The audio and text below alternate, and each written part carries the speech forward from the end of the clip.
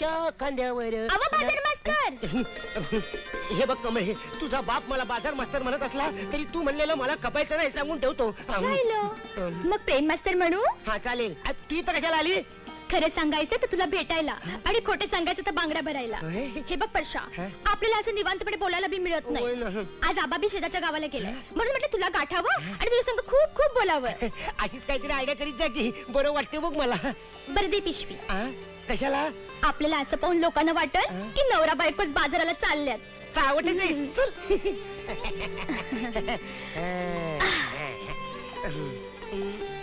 खरं सांगू कमळे, कंटाळा आला बघ सगळ्या गोष्टीचा. बघ मला बी कळतंय रे ते.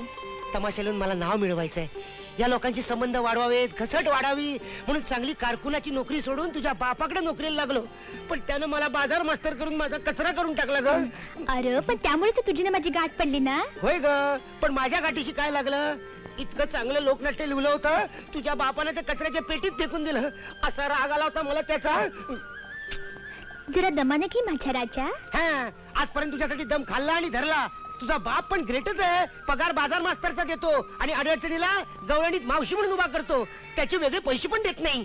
अरे काहीतरी रस्ता सापडेल याच्यातून. हे बघ तुला सांगतो कमळे, तुझी नोकरी सोडल्याशिवाय रस्ता सापडणार नाही. रस्ता कुठला बी कसला बी सापडू दे, तर आपल्या दोघांची वाट एकच असेल.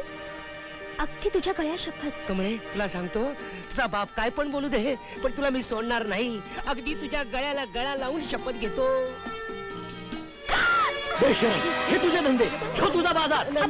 तू तो थोडा बंद कर. मी खरंच बाजारात गेलो तो एका उरलेले दारू तुझ्याकडे. आणि हे 90 रुपये झालं का 100?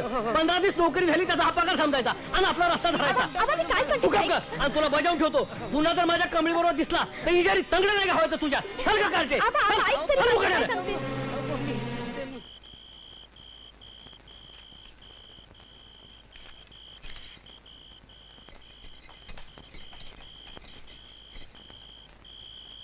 परशा. कमळे, परशा, आबांनी तुझा अपमान केला त्याची माफी मी मागते. तू कशाला त्रास करून घेतेस?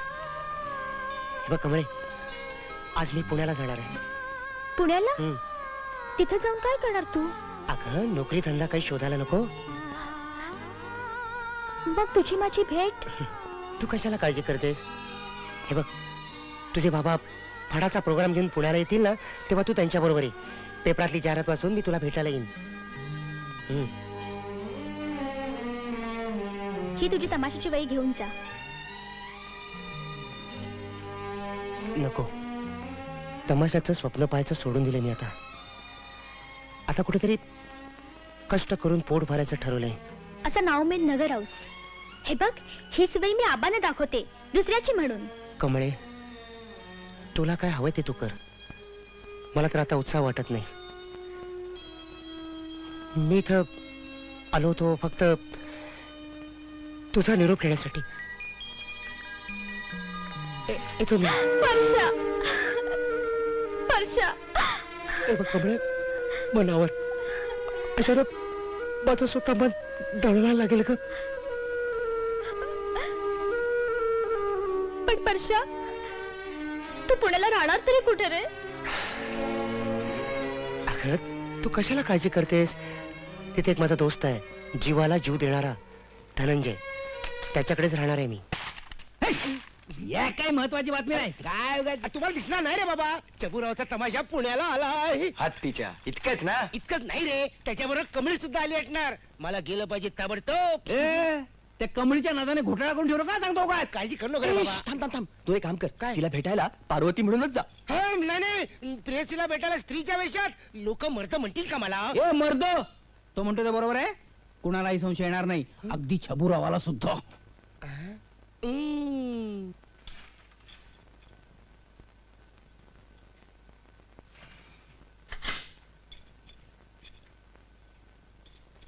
अगं बाया बाया बाया बाया, केवढी मोठी झाली ग तू. ए बये, कोण तू? मी नाही ओळखत तुला.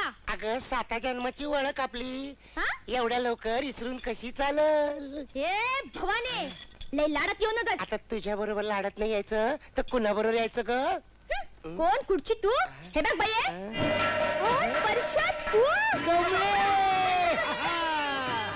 काय रे हे कसलं सॉंग काढलं हे बघ ते नंतर सांगतो, आधी सांग तुझा बा कुठं आहे गेलाय बाहेर. आणि आला परत तरी घाबरते कोण? चल. काय छबुराव जोरात चाललाय ना? कसला जोर घेऊन बसलाय राव? चाललंय आपलं टुकू टुकू टुकू टुकू टुकू. यावेळी पोरीला बरोबर आणली ती. आता पोरीच्या लग्नाचं बघायला नका का?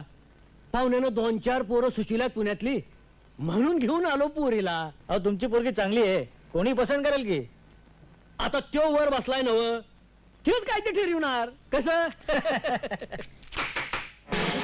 अगं भैया आबाला वाटतं. अगं येऊ दे, कशाला घाबरतेस? आबाचा बाबा येऊ दे, मी नाही घाबरत. जाऊ उघड, उघड, उघड. काय ग कुणा संग बोलत होती? हिच्या संग. हा? ही कोण आणि हे काय छबू काका, मला ओळखलं नाही तुम्ही? अहो आबा ही पार्वती पहिलीपासून 4थी पर्यंत नव्हती का माझ्या वर्गात शिकत? अगं पण मी कुठं होतो तुझ्या वर्गात मला आठवायला? अहो आबा माझ्या संग खेळायला नाही का यायची? आणि तुम्ही आले लबाड अशा म्हणून माझ्या गालगुच्च्या घ्यायचे ते आठवतं का? आठवतं? आ, ती होय तेव्हा प्रकारात होती. हिरवा परकर पांढरा पुलका नाचायची नाही का? नाचले मोला आंब्याच्या वनात किती चांगलं नाचायची. आता आठवला. पण ही इथं असती होय. हा? आता लगीन झालं नाही काय तिचं? हा, पण अंगापिंडाला अगदी मजबूत झाली. हा माझा नवरा पण तसा दांडगा आहे. पण काय छबू काका, त्या कमळीचं लगीन करून टाका की लवकर. त्याच खटपटीत आहे मी. आम्ही पण म्हणजे हीच मगाशी म्हणत होती, हिच्या मनात एक चांगला मुलगा आहे परशा नावाचा. नाव काढू नका त्याचं. एक डाव फेटू दे मला, त्या हलकटाला जोड्यानं मारल्याशिवाय राहणार नाही. असं काय केलं त्यानं? काय केलं? अगं त्याला बाजार मास्तर म्हणून माझ्याकडे कामावर ठेवला, तर पिशव्या उचलायच्या ऐवजी माझ्या कमळीलाच उचलायचा डाव करायला लागला. पण तो चांगला असला तर? अगं पण तू काय एवढी तरफदारी करते त्या फडतूस बाजार मास्तराची? त्याची लायकी तर आहे का माझ्या पायतानाजवळ उभी राहायची? असलं 56 परश्या नोकरीला ठेवतो. मी काय म्हणते छबू काका, तुमच्या नोकरीत नसलेला एखादा 57वा परशाई जगात असला तर? आमच्या कमळीनं तुला लईच भुरळ घातलेली दिसती.